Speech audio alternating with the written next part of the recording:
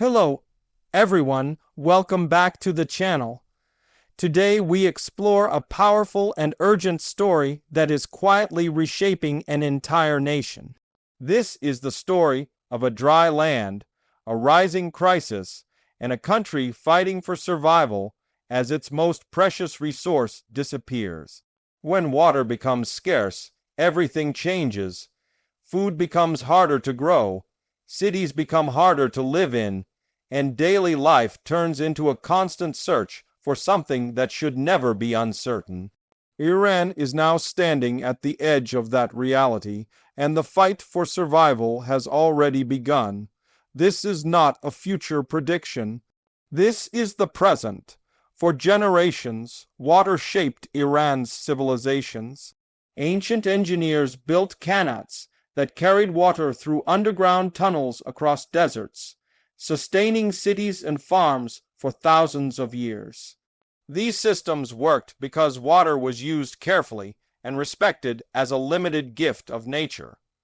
But those balances were broken in the last several decades. Population growth increased pressure on water supplies. Industries expanded without sustainable planning. Agriculture shifted toward water. Hungry crops in areas that could not support them. What once functioned as a careful balance has turned into aggressive extraction, draining the country's reserves faster than they can be restored. One of the most visible signs of this crisis is the disappearance of lakes and wetlands. Lake Urmia is often mentioned as a symbol of Iran's water collapse. Once one of the largest salt lakes in the world, it supported tourism, wildlife, and nearby agriculture. Now it is mostly dry, transformed into a cracked white desert of salt. Boats sit stranded far from the waterline. Salt storms rise from the lakebed, blowing across surrounding towns and destroying farmland. The people who depended on this lake have watched their environment disappear within a single generation, turning stable lives into daily uncertainty. Rivers that once gave life to cities now barely flow for parts of the year. The Zayende Rud, a historic river flowing through Isfahan, now sees long dry stretches where people once gathered by the water. The Karan River, another major water source, has been reduced, polluted, and heavily diverted.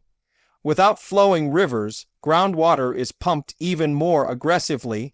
This creates a dangerous cycle. As surface water disappears, underground water is stripped away faster, and the earth itself begins to collapse. Land subsidence has become one of the most dangerous hidden consequences of this crisis. When underground water is removed, the soil compresses and the land sinks. In parts of Iran, the ground is sinking several centimeters every year. Roads crack, buildings tilt. Pipelines break. This damage is permanent. Even if water somehow returns in the future, the collapsed ground cannot recover. Entire regions may become unsafe for living. This is not just a water crisis anymore. It is a land crisis. Agriculture remains the largest user of water in Iran. Nearly 90% of available water is used to grow food. But much of this water is wasted due to outdated irrigation systems. Traditional flood irrigation allows water to evaporate and run off before reaching plant roots. Farmers grow crops like rice, pistachios, and watermelons in areas where rainfall is extremely low. Over time, deep wells were drilled to keep farms alive. Now those wells are drying up. Thousands of farming families are losing their livelihoods, creating waves of internal migration toward already crowded cities. The cities, meanwhile, are feeling the pressure. Water rationing has become a normal part of life in many urban areas. Taps run dry for hours or even days. Residents store water in tanks and containers. Tanker trucks deliver emergency supplies to entire neighborhoods. Hospitals, schools, and businesses struggle to operate reliably. When a city cannot guarantee clean water, Public health begins to suffer, and the stress on daily life becomes overwhelming. This reality is now common across many parts of Iran. As water becomes scarcer, social tension is rising. When people cannot fulfill basic needs, anger begins to build. In several regions, protests have taken place over access to water. Communities have clashed over diverted canals or blocked river flows. Farmers accuse authorities of prioritizing urban or industrial use instead of agriculture. City residents accuse rural regions of overusing water for farming. This competition creates deep divisions. Water scarcity is no longer just a technical issue, it is a political and social threat. Climate change has pushed this crisis into overdrive. Iran is experiencing hotter summers, longer heat waves, and lower snowfall in mountainous regions. Snowmelt that once fed rivers through the dry season is becoming unpredictable and weaker every year. Rainfall patterns have shifted, with longer dry spells and occasional destructive floods that run off without being stored. Higher temperatures increase evaporation from reservoirs, rivers, and soil. Even efficient systems struggle under these conditions. The environment itself is now working against stability. Economically, the consequences are severe. Agriculture losses reduce domestic food supply, increasing reliance on imports. Food prices rise, placing greater stress on families. Industries dependent on water reduce operations or shut down entirely, leading to unemployment. Tourism in dried lake regions has vanished. Local economies built around natural waterways are collapsing. Every link in the economic chain is affected by the disappearance of water.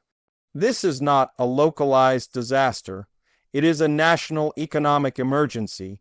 Environmental degradation spreads beyond water alone. When wetlands dry, they no longer trap dust and pollution. As plants die, soil becomes loose and vulnerable. Dust storms become more frequent and more severe. These storms carry salt and toxic particles into cities, damaging crops and lungs alike. Respiratory illnesses rise. Hospitals face increased patient loads during storm seasons. Wildlife populations shrink as habitats disappear. Entire ecosystems unravel under the pressure of dehydration and heat. Despite the severity of the crisis, there are efforts towards solutions. Some regions have begun modernizing irrigation systems. Illegal wells have been shut down. Policies are slowly shifting toward water conservation. Desalination projects and water recycling systems are being explored. But these solutions require time, money, and strong governance. The challenge is not only technical, but also political and cultural. Changing the way a society uses water requires education, trust, and cooperation on a massive scale. One of the hardest challenges is restoring public trust. People must believe that sacrifices are shared fairly. They must believe that water policies are transparent. Without trust, conservation measures can fail. Communities may resist restrictions if they suspect unfair distribution. Effective water management requires collective responsibility. In a crisis of this scale, unity becomes just as important as infrastructure. Iran's situation is not unique in the world, but it is an early warning. Many other countries face similar threats. Growing populations, climate change, and shrinking water supplies. Iran shows what happens when these pressures meet weak management and delayed reforms. The world can learn from this experience. Water is not an unlimited resource.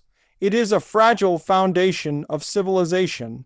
Once it disappears, everything else becomes unstable. As the nation dries, something else also begins to rise. Resilience. Communities adapt. People innovate. Some farmers change crops. Some households recycle water. New technologies are introduced. Small changes add up over time. The fight for survival is not only about fear and collapse. It is also about strength, adaptation, and the will to endure. Even in crisis, human determination remains alive. The path ahead is difficult. Restoring Iran's water systems will take decades.